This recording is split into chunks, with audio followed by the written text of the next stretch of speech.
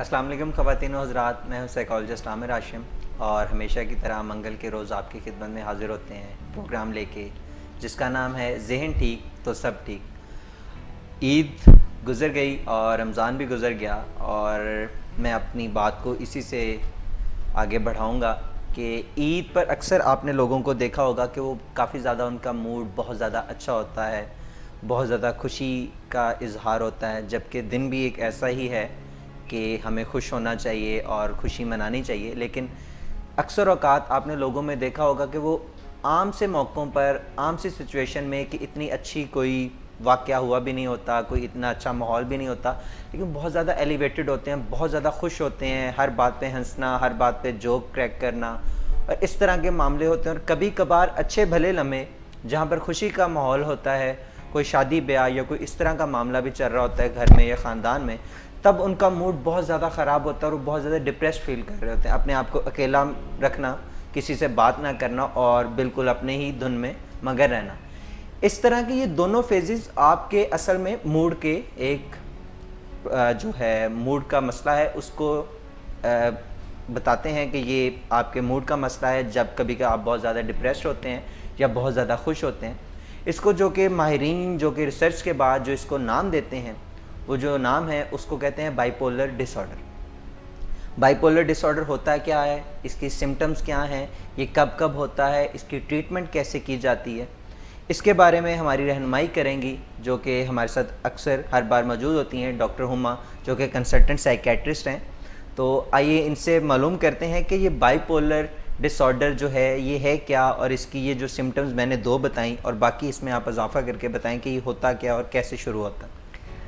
Bipolar effective disorder, basically bipolar disorder को bipolar effective disorder कहते हैं। बाइपोलर पोल्स आपने सुना होगा, जी। जो कॉर्नर्स होते हैं, बेसिकली पोल्स होते हैं, ठीक है।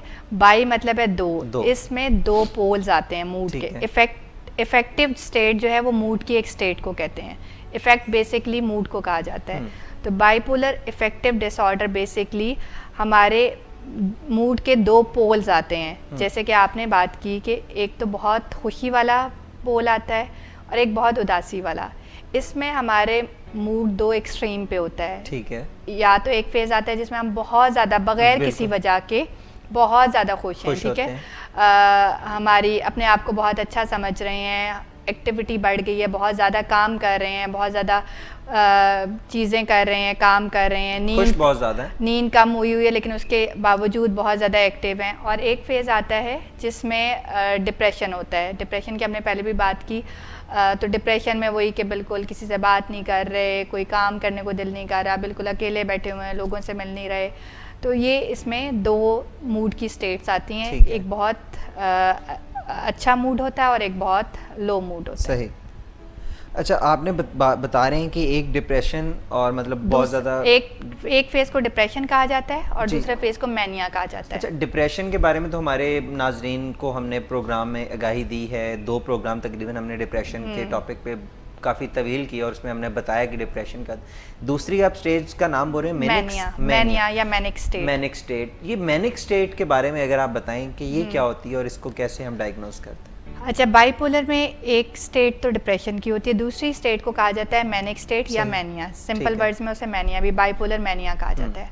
अब इसमें एक तो मूड बहुत ज़्यादा इलेटेड मूड जिसे कहा जाता है, बहुत ज़्यादा खुशी महसूस होती है, बहुत ज़्यादा आप खुश हैं, आप बात बात पे मुस्कुरा रहे हैं, आप बहुत आपको देखने में लग रहा है कि आप बहुत ज़्यादा खुश हैं। या बहुत ज़्यादा खुशी होती है या बहुत ज़्यादा इरिटेबल मूड होता है, बहुत ज़्यादा एग्रेसिव होते हैं। वो इतना एग्रेसिव होते हैं कि आप वायलेंट हो जाते हैं, आप दूसरों को नुकसान पहुंचाना शुरू कर देते हैं, चीज़ें तोड़ना शुरू कर देते हैं। तो इरिटेबल और इलेटेड मूड होता है इसमें, ठीक है। फिर आपकी एक्टिविटी बहुत ज़्यादा बढ़ी हुई होती है, आप सारे काम करना शुरू कर देते हैं, दिन रात काम कर रहे हैं, उसके बावजूद भी आप थक नहीं रहे, वर्कहोलिक बन जाते हैं आप मैनिक स्टेट में, ठीक है। रात की नींद आपकी कम हो जाती है, लेकिन इस नींद कम होना डिप्रेशन की नींद कम होने से किस तरह डिफरेंट है। डिप्रेशन में नींद नहीं आती और सुबह के टाइम आप फ्रेश नहीं उठते, बिल्कुल। लेकिन मैनिक फेज में आपके 2-3 घंटों की नींद के बावजूद भी आप बिल्कुल फ्रेश और ताज़ा दम होते हैं, ठीक है। उतने ही एक्टिव होते हैं जितने आप 8-10 घंटे की नींद के बाद एक्टिव होंगे, इसमें 2-3 घंटे की नींद के बाद भी उतने ही एक्टिव होते हैं। तो बाइपोलर में जो मैनिक फेज है उसकी नींद का करैक्टरिस्टिक है कि डिक्रीज नीड फॉर स्लीप होता है। ठीक है, आपको नींद की ज़रूरत ही नहीं महसूस होती। ठीक है, आप बगैर नींद लिए भी बहुत फ्रेश और एक्टिव रह सकते हैं। ठीक है, मैनिक स्टेट। ठीक है, फिर आपकी रेसिंग थॉट्स होती हैं, आपको बहुत सारी थॉट्स आ रही होती हैं, जंबल ऑफ थॉट्स होता है, ये सोच आई वो सोच आई, और जब थॉट्स बहुत ज़्यादा आती हैं तो आप बोलते बहुत ज़्यादा हैं। ठीक है, तो ये बहुत ज़्यादा बातें कर रहे होते हैं, और बातों में भी इस तरह होता है कि कभी एक टॉपिक, कभी दूसरा टॉपिक, कभी तीसरा टॉपिक, मतलब मुसलसल बोलते हैं ये लोग। ठीक है, बातें बहुत ज़्यादा करते हैं, बात से बात, और सम टाइम ऐसा होता है कि बातों के दरमियान कोई लिंक ही नहीं होता, मतलब इतनी बात कर रहे हैं, बोली जा रहे हैं, लेकिन बातों में कोई लिंक भी नहीं है, और ये भी नहीं पता चल रहा है बात क्या कर रहे हैं, लेकिन बातें करी जा रहे हैं। इनका रिस्पॉन्स भी बहुत ज़्यादा होता है कि जैसे कि हम कोई जनरल बात कर रहे हैं तो थर्ड पर्सन अगर मैनिक स्टेट में तो जंप इनटू द वो टॉपिक में जंप इन कर लेगा और बातें करना शुरू कर देगा, और फिर उसको चुप करवाना मुश्किल हो जाएगा।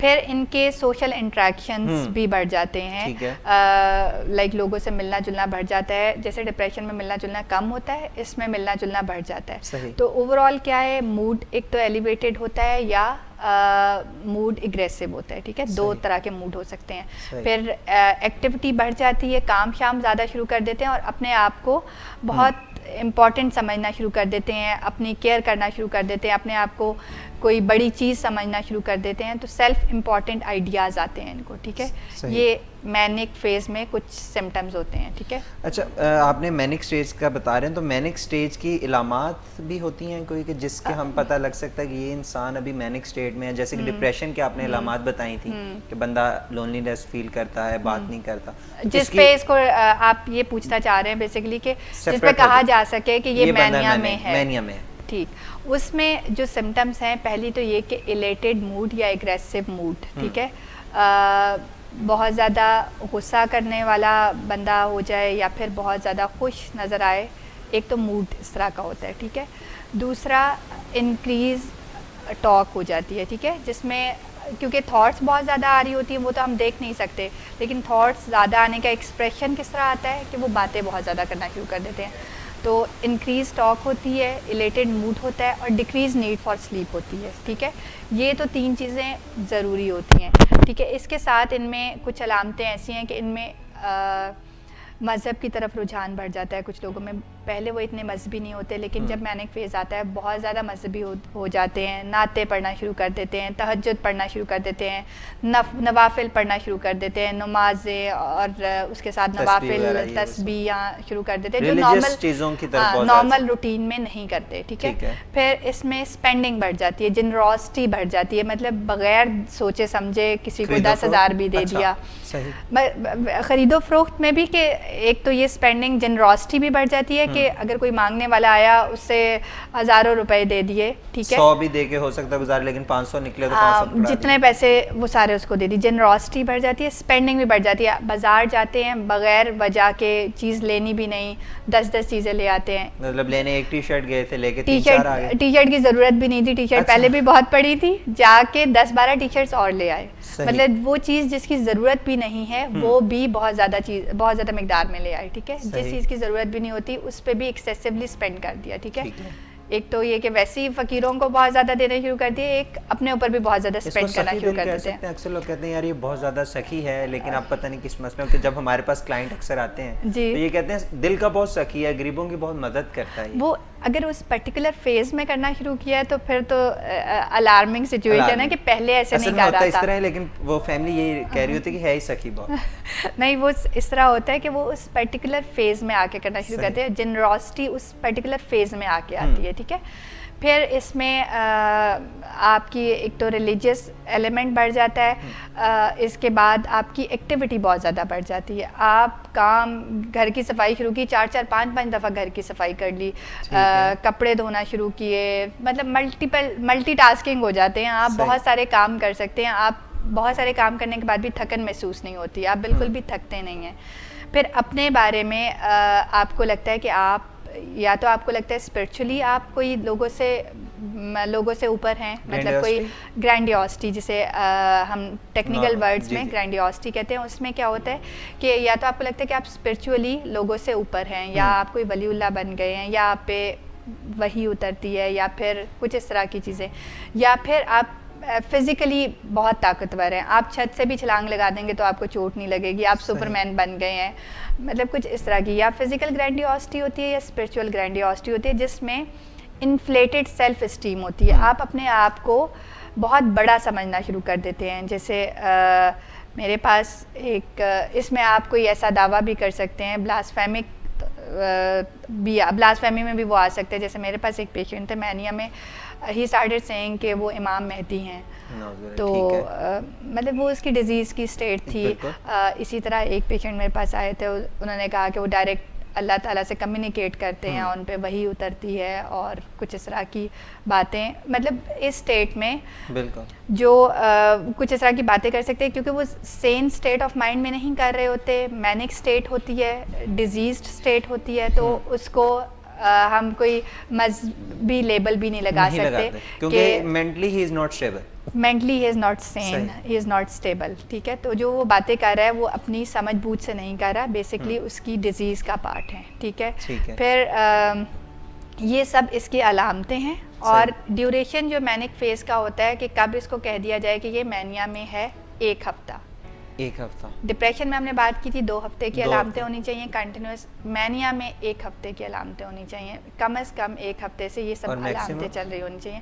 मैनिया का जो ड्यूरेशन रहता है वो मैक्सिमम 6 मंथ्स तक रहता है, 6 मंथ्स के बाद ये खुद ही सबसाइड हो जाता है। मुझे ये बताएं कि आप जैसे कह रहे हैं कि एक आदमी वैसे ही जनरल, उसको कोई ज़िंदगी में कोई ऐसी अचीवमेंट उसने कर ली, मतलब रिज़ल्ट बहुत अच्छा आ गया, जॉब बहुत अच्छी लग गई, या लव मैरिज होगी उसकी पसंद की, तो अब वो बंदा बड़ी खुशी की सिचुएशन में, सदका खैरात भी ज़्यादा कर रहा है, शॉपिंग भी ज़्यादा कर रहा है, तो नॉर्मल खुशी को हम मैनिया से डिफरेंशिएट कैसे करेंगे? कि एक नॉर्मल आदमी खुश है, हम कहेंगे यार ये तो फिर मैनिक तो नहीं है, ये बाइपोलर का। ये बहुत अच्छा क्वेश्चन है।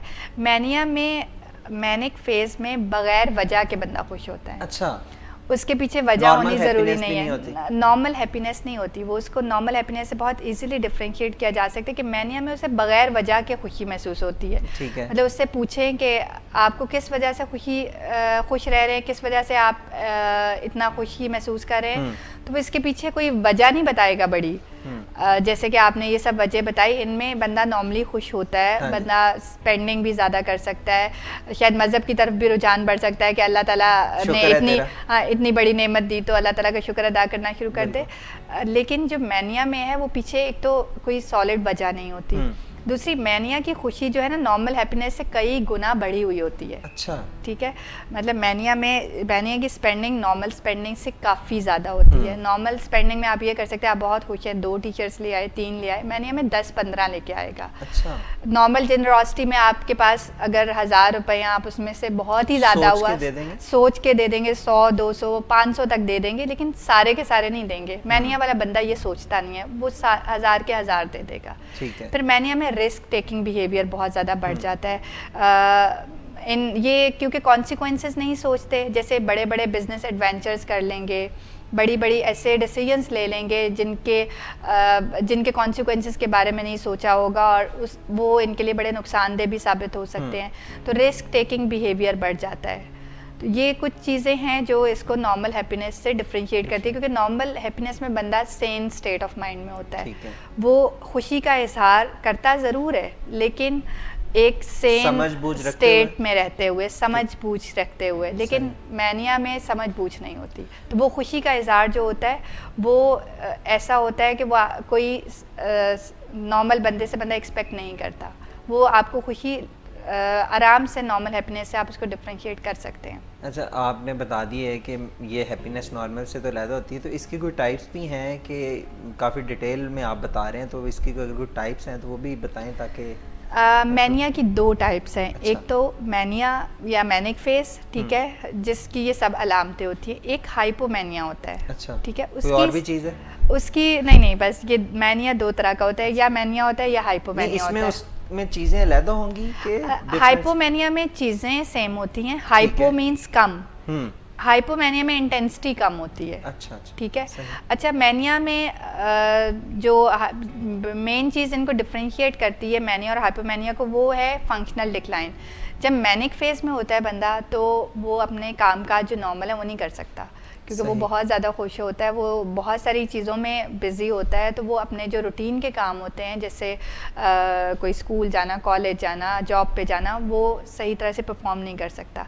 लेकिन हाइपोमेनिया में वो फंक्शनल डिक्लाइन इतना नहीं होता, मतलब वो स्कूल नॉर्मली जा रहा होता है, कॉलेज नॉर्मली जा रहा होता है। आप ये कह सकते हैं कि मैनिया की लेस वेयर फॉर्म हाइपोमेनिया होता है, जिसमें पता लग रहा होता है कि इस बंदे में कुछ मसला आ रहा है, लेकिन वो इतना ज़्यादा मसला नहीं होता कि उसके रिलेशनशिप्स ख़राब होना शुरू हो जाएं, उसकी डेली लाइफ इफ़ेक्ट होना शुरू हो जाए, उसका ऑक्यूपेशनल डिक्लाइन आना शुरू हो जाए या फंक्शनल डिक्लाइन आना शुरू हो जाए।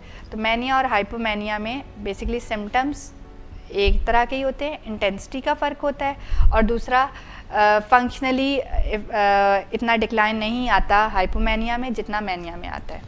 ठीक है डॉक्टर हुमा, आपसे हम मज़ीद भी जानते हैं, लेकिन अभी हमारा वक्त होता है एक ब्रेक का। नाजरीन ब्रेक से लौट कर आते हैं तो आपके कमेंट्स को भी शामिल करेंगे और फिर मज़ीद डॉक्टर हुमा से रहनुमाई लेंगे कि बाइपोलर मैनिक स्टेट में क्या क्या और चीज़ें आती हैं। हमारी यूनिवर्सिटियों में और तालीमी दरसगाहों में नशे की बीमारी एक वबा की तरह फैली हुई है। किसी यूनिवर्सिटी को ड्रग्स से पाक करना, अगरचे कांटों से भरा हुआ रास्ता है, लेकिन इसकी मंजिल बड़ी खूबसूरत है। यूनिवर्सिटी इंतज़ामिया वालिदैन के साथ एक बहुत ही प्लेजेंट गठजोड़ करके अपने बच्चों की फलाह व बहबूद का रास्ता हमवार कर सकते हैं। अगर यूनिवर्सिटी में रोज़ाना 10 लोगों का यूरिन सैंपल हम लेते हैं और अगर कोई यूरिन सैंपल नहीं देता तो उसे घर जाके दोबारा सोचने का मौका देते हैं, तो 6 महीने बाद हम इस प्रोग्राम को एक स्टेप और आगे बढ़ा सकते हैं। कुछ ऐसे स्टूडेंट्स का भी यूरिन सैंपल लें कि जो उस बैलेटिंग में तो नहीं आते, लेकिन उनके तौर अतवार ऐसे हैं, उनके सिम्टम्स ऐसे हैं कि जिससे कॉलेज इंतज़ामिया को शुबा होता है, और वो 10 के साथ 2 और ऐड कर दें, जैसे कि ग्रेड्स का नीचे आना और पिछले सेमेस्टर की निस्बत अगले सेमेस्टर में जो कामयाबी है वो कम दर्जे की होना और ड्रास्टिक डिफरेंस होना। बहुत सारी चीज़ें इसमें फ़िज़िकल अपीयरेंस से रिलेटेड भी हैं, जैसे किसी का वज़न एकदम बहुत ज़्यादा गिर जाना या किसी का वज़न बहुत ज़्यादा बढ़ जाना, किसी की अटेंडेंस में जो है वो एक बहुत ज़्यादा चेंज आपको नज़र आए कि अचानक से वो बहुत ज़्यादा अरसे के लिए गायब है। क्या वही स्टूडेंट्स जो ड्रग यूज़ करते हैं वो ड्रग पुशर भी बन जाते हैं? बिल्कुल। आप ऐसा ना सोचें कि किसी यूनिवर्सिटी में जो मनशियात की सप्लाई होती है वो ड्रग डीलर कर रहे होते हैं जो बाकी सोसाइटी में कर रहे होते हैं। यूनिवर्सिटी में जो स्टूडेंट्स हैं वो एक दूसरे के साथ तावन के नाम पे, एक दूसरे के साथ दोस्ती के नाम पे ये दगा कर रहे होते हैं। कई दफ़ा अपना खर्चा निकालने के लिए भी अपना ड्रग का खर्चा निकालने के लिए। तो जो इब्तदाई तौर पर जैसे कोई 2016 में ड्रग यूज़ शुरू करता है, 2017 में ड्रग यूज़ डिसऑर्डर में चला जाता है, 2018 में वो एडिक्शन में चला जाता है, तो समझ लें कि 2019 में वो ड्रग डीलर है। और आप उसे जब देखेंगे तो वो बज़ाहिर उस कॉलेज का एक बोनाफाइड स्टूडेंट होगा, जिसके पास अपना शनाख्ती कार्ड है, जिसके पास कॉलेज का ब्लेज़र है, और आप सोच रहे हैं कि कोई इनविजिबल डीलर होता है, तो नहीं। वेलकम बैक नाजरीन। डॉक्टर हुमा, मेरा ये क्वेश्चन अभी ज़हन में आ रहा था कि अगर आप मैनिक की बात बता रहे हैं, तो अगर एक बंदा सिर्फ, जबकि बाइपोलर में 2 फेजेस हैं, एक डिप्रेशन और एक मैनिक, अगर एक बंदा सिर्फ मैनिक फेज में ही रहता है बहुत ज़्यादा लंबे अरसे के लिए, तो उसको हम बाइपोलर कहेंगे कि उसको कुछ और कहेंगे? अच्छा, ये आमिर बहुत अच्छा क्वेश्चन है। असल में हमारा जो डायग्नोस्टिक क्राइटेरिया है जो वो ये कहता है कि अगर सिंगल एपिसोड ऑफ मैनिया आ गई है तो तब उसको हम बाइपोलर 1 कहेंगे। हम वेट नहीं करेंगे कि डिप्रेशन आए तो हम इसको बाइपोलर लेबल करें। अगर single episode full blown mania की आ गई है, जो मैनिया के सिम्टम्स पीछे हमने डिस्कस किए हैं, तो अगर एक एपिसोड आ गई है मैनिया की तो उसको हम बाइपोलर 1 फ़ौरन कह देंगे। बाइपोलर की 2 टाइप्स हम बात करें, एक बाइपोलर 1 है। अच्छा, अगर पहली एपिसोड डिप्रेशन की आई है और उसके बाद मैनिया आया है, या फिर मैनिया की सिम्टम्स इतनी ज़्यादा नहीं है, हाइपोमैनिया आया है और उसके बाद डिप्रेशन आ गया है, तो इसको बाइपोलर 2 कहेंगे। ठीक है, ठीक है। क्योंकि मैनिक फेज़ एक ऐसा फेज़ होता है कि उसमें आपको इमीडिएट मैनेजमेंट की ज़रूरत होती है, वो घर पे मैनेजेबल नहीं होता, वो कंट्रोल नहीं हो सकता, उसको फ़ौरन किसी जगह पे किसी साइकियाट्रिस्ट को दिखाना होता है ताकि उसको फ़ौरन कोई मेडिसिन स्टार्ट की जा सके उसको कंट्रोल करने के लिए। तो मैनिया का जैसे ही स्टार्ट हुआ तो उसको हम बाइपोलर 1 लेबल कर बाइपोलर सकते 1 कह हैं, देंगे। ठीक है, और उसकी ट्रीटमेंट बाइपोलर के अकॉर्डिंगली उसको दे सकते हैं। अच्छा, बाइपोलर 1 आपने कह दिया, क्या इसकी और भी टाइप्स हैं बाइपोलर की? बाइपोलर ही हमारा आज का मेन टॉपिक है। जी, बाइपोलर इफेक्टिव डिसऑर्डर की आगे फर्दर टाइप्स हम इनके सिम्टम्स पे करते हैं, ठीक है। एक तो बाइपोलर इफेक्टिव डिसऑर्डर पूरा डिसऑर्डर है, हम देखते हैं कि वो करंट स्टेट क्या है उसकी, ठीक है। अगर वो मैनिया में है तो bipolar effective disorder currently mania, ठीक है। और अगर वो डिप्रेशन में, bipolar effective disorder currently depression, ठीक है। अब एक स्टेट होती है जिसमें कुछ डिप्रेशन के फीचर्स आ रहे होते हैं और कुछ मैनिया के फीचर्स आ रहे होते हैं, यानी कि उसमें बहुत ज़्यादा इरिटेबिलिटी और गुस्सा बहुत ज़्यादा होता है और तेज़ी भी आ रही होती है, लेकिन साथ में वो लोगों से नहीं मिल रहा होता, लोगों से इंटरेक्ट कम कर रहा होता है, बातचीत कम कर रहा होता है, अपने आप को कॉर्नर किया होता है। तो दोनों की सिम्टम्स, डिप्रेशन की भी कुछ सिम्टम्स आ रही होती हैं और मैनिया की भी कुछ सिम्टम्स आ रही होती हैं। तो इसको bipolar effective disorder currently mixed state कहते हैं, ठीक है। फिर एक स्टेट आती है जिसमें बाइपोलर मैनिया या डिप्रेशन के फीचर्स तो आ रहे होते हैं लेकिन इंटेंसिटी कम होती है, मतलब वो ठीक होने की तरफ आ रहा होता है, तो इसको करेंटली इन रेमिशन कहते हैं, यानी वो ठीक होने की तरफ आ रहा है। फिर एक टर्म होती है साइकोसिस, जिसमें अगर उसके जो पहले आइडियाज़ थे, जैसे कि वो अपने आप को बहुत इम्पोर्टेंट समझ रहा था या अपने आप को कुछ वलीउल्लाह या अल्लाह का प्यारा बंदा या फिर कोई ऐसी शख्सियत समझ रहा था, तो पहले तो उससे सिर्फ ये आइडिया था, उसे लग रहा था कि मैं ऐसा हूँ। अगर ये जो बात, ये वहम या ये बात जो ये उसकी सोच अगर यकीन में बदल जाए तो फिर इसे डेल्यूजन कहेंगे, डेल्यूजन ऑफ ग्रैंडियोसिटी। फिर उसे अगर ये लगना शुरू हो जाए कि लोग मेरे खिलाफ हैं क्योंकि मैं बहुत बड़ी शख्सियत हूँ, मैं अल्लाह के बहुत क्लोज हो चुका हूँ, अल्लाह ताला मुझे स्पेशल मैसेजेस भेजते हैं, तो लोग इस वजह से मेरे खिलाफ हो गए, मैं स्पेशल बंदा हूँ इसलिए लोग मेरे खिलाफ हो गए, लोग मुझे नुकसान पहुँचाना चाहते हैं, मारना चाहते हैं, मेरे अपने घर वाले मेरे खिलाफ हुए हैं, ये मुझे जहर देना चाहते हैं। हालांकि ऐसी कोई बात ना हो, तो ये पैरानॉइड डिल्यूजन या डिल्यूजन ऑफ रेफरेंस में आ जाता है। तो ये डिल्यूजन जब वो सोचें, बिलीफ बन जाए तो इसे डिल्यूजन कहते हैं। Delusion basically false firm belief होता है, जिसको आप उसे जितनी मर्जी एक्सप्लेनेशन दे दो, जितनी मर्जी जस्टिफाई कर दो, रियलिटी बता दो, लेकिन वो अपनी बात से डिसएग्री नहीं करता, वो अपनी बात पे कायम रहता है, तो इसे डिल्यूजन कहते हैं, ठीक है। और साथ में अगर उसे कोई आवाज़ें सुनाई देना शुरू कर दें या कोई चीज़ें नज़र आना शुरू कर दें जो कि रियल में प्रेजेंट नहीं है, तो हेलुसिनेशन कहते हैं। जब ये सिम्टम्स आना शुरू हो जाएं तो इसे साइकोसिस कहते हैं, ठीक है। तो बाइपोलर इफेक्टिव डिसऑर्डर करेंटली जो भी स्टेट होगी विद साइकोसिस भी आ सकता है, ठीक है। जब सिवेरिटी बहुत ज़्यादा बढ़ जाए तो विद साइकोसिस भी आ सकता है। तो ये इसकी कुछ टाइप्स हैं, ठीक है। एक तो ये कि करेंटली वो जिस स्टेट में है वो आपने बताना होता है कि वो किस स्टेट में है, ठीक है। और दूसरा आपने ये देखना होता है कि साइकोसिस साथ में है कि नहीं, क्योंकि इससे इसकी सिवेरिटी का पता चलता है। सही। अच्छा, बाइपोलर की इतनी ज़्यादा टाइप्स हैं, इतना कुछ मैनिक स्टेट है, डिप्रेशन की स्टेट है, तो ये यकदम ही किसी को हो जाता है या कोई इसके बायोलॉजिकल या कोई और रीजंस भी इसके पीछे होती हैं? ये इसके पीछे डेफिनेटली रीजंस हैं, और बाइपोलर में देखा गया है कि इसका जो जेनेटिक प्रीडोमिनेंस है, यानी कि अगर आपके पेरेंट्स में किसी को बाइपोलर है या बहन भाइयों में किसी को बाइपोलर है, तो खुद में फर्स्ट डिग्री रिलेटिव्स में होने के चांसेस काफ़ी ज़्यादा हैं। डिप्रेशन में हमने बात की थी 6% चांसेस होते हैं कि आपको डिप्रेशन हो सकता है अगर फैमिली में किसी को है, लेकिन बाइपोलर में जो डिप्रेशन होता है उसे यूनिपोलर डिप्रेशन भी कहा जाता है, क्योंकि डिप्रेशन अगर हो जाए तो उसे हम बाइपोलर लेबल नहीं कर सकते जब तक मैनिया की एपिसोड ना आ जाए, ठीक है। लेकिन अगर मैनिया सिर्फ भी आ गया तो उसे बाइपोलर लेबल कर सकते हैं। बाइपोलर 1 आपने बोला, बाइपोलर 1 लेबल कर सकते हैं। ठीक। तो इसमें जो फर्स्ट डिग्री रिलेटिव्स में टेंडेंसी है होने की वो 10% है, यानी ठीक है। यूनिपोलर डिप्रेशन से काफ़ी ज़्यादा है। सही। फिर इसकी हेरिटेबिलिटी अगर देखी जाए कि कितना जीन्स में कितना ट्रांसफ़र होता है, वो 85% है। 85% जीन्स के थ्रू ट्रांसफ़र होता है, और ये भी अच्छी खासी हेरिटेबिलिटी है। तो अगर फैमिली में, पेरेंट्स में या पेरेंट्स के किसी जानने वालों में किसी को बाइपोलर है तो काफ़ी ज़्यादा चांसेस होते हैं बाइपोलर होने के। ठीक है। सही। फिर एक तो ये जेनेटिक रीज़न हो गई, फिर इसके बाद एनवायरमेंटल रीजंस भी हैं इसकी। अर्ली लाइफ में कुछ डिफ़िकल्टीज़ आई हों तो जैसे वो अर्ली लाइफ में बच्चों के साथ कोई अब्यूज़ हुआ हो, कोई चाइल्ड अब्यूज़ जिसमें सेक्सुअल फिज़िकल दोनों अब्यूज़ आ जाते हैं, वो हुआ हो तो वो ट्रिगर कर सकता है बाइपोलर को। ठीक है। स्ट्रेस भी एक ट्रिगरिंग फैक्टर होता है बाइपोलर के लिए। अगर बाइपोलर की जीन्स मौजूद हैं तो ज़रूरी नहीं है कि उस बंदे में बाइपोलर आए। अगर एक स्ट्रेसफुल बाइपोलर की जीन्स भी मौजूद हैं और फिर एक स्ट्रेसफुल सिचुएशन आती है तो काफ़ी ज़्यादा चांसेस हैं बाइपोलर डेवलप करने के। ठीक है। अब स्ट्रेसफुल सिचुएशन करंट लाइफ में भी कोई स्ट्रेस आ सकता है, जैसे कोई ब्रेकअप हो गया,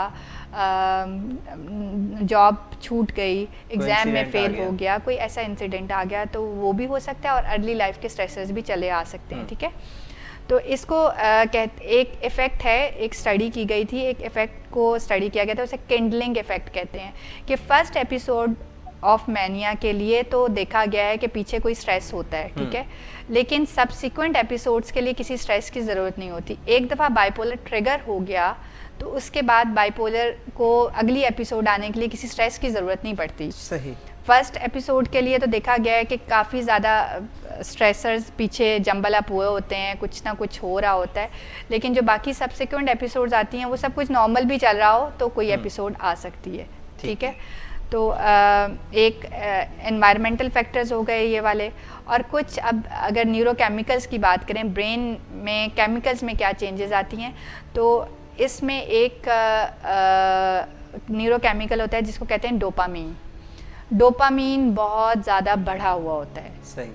ब्रेन में ऐसे सैलाब आ गया होता है डोपामीन का। ठीक है। जैसे सेरोटोनिन डिप्रेशन में कम होता है, बाइपोलर के मैनिक फेज में, हम सिर्फ ये मैनिया की बात करें, ये सब चीज़ें जो बता रही हूँ वो मैनिया की बता रही हूँ। ठीक है। डिप्रेशन हम लेटर ऑन, बाइपोलर के डिप्रेशन को हम नेक्स्ट प्रोग्राम में डिस्कस करेंगे। ठीक है। तो इसमें बाइपोलर के मैनिया में डोपामीन का एक्सेसिव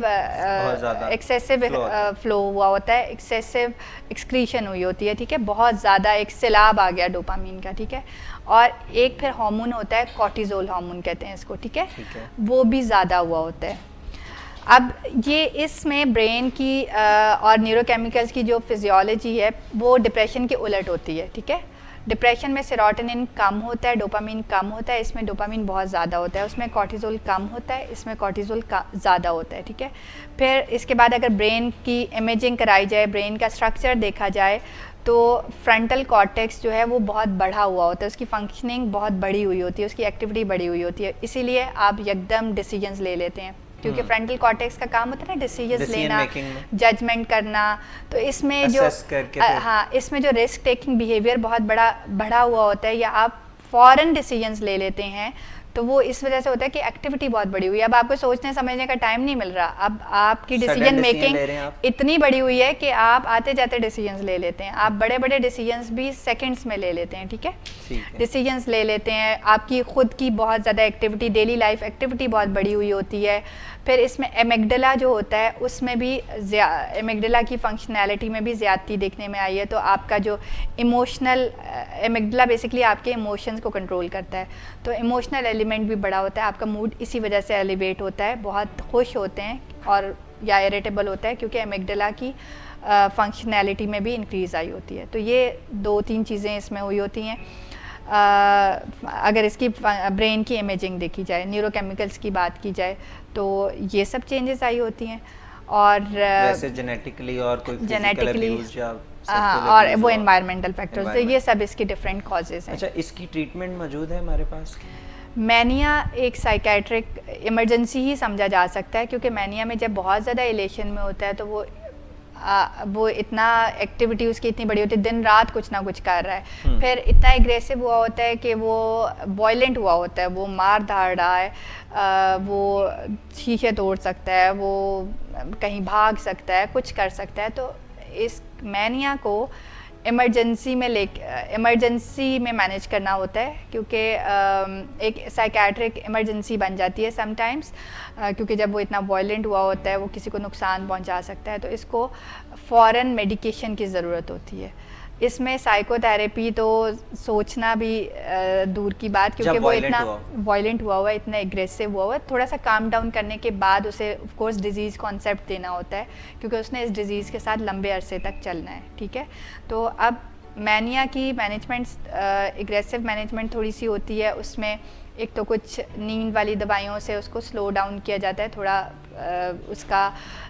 उसको नॉर्मलाइज किया जाता है। फिर उसकी डोपामीन जो बहुत ज़्यादा बढ़ी हुई है, तो कुछ ऐसी दवाइयाँ बाहर से दी जाती हैं जो डोपामीन के लेवल्स कम करती हैं, ठीक है, और फिर और उसके मूड को नॉर्मल रखती हैं, मूड स्टेबलाइजर्स दी जाती हैं। तो कुछ ऐसी, ये जब मूड स्टेबल हो गया, मतलब जब वायलेंट सिचुएशन में था और उसको मेडिसिन के जरिए हमने ट्रीटमेंट, उसके बाद साइकोथेरेपी, उसके बाद साइकोथेरेपी काम करती है डेफिनेटली। उससे प्रॉपर डिजीज़ कॉन्सेप्ट दिया जाता है कि ये आपकी डिजीज़ है जो कि काफ़ी लंबे अरसे तक चलेगी, क्योंकि इसमें मेडिसिन से मैनिया की एपिसोड आई तो मैनिया की एपिसोड को ट्रीटमेंट दी तो ट्रीट हो गई, ठीक है, लेकिन हम ये गारंटी नहीं कर सकते कि अगली एपिसोड नहीं आएगी।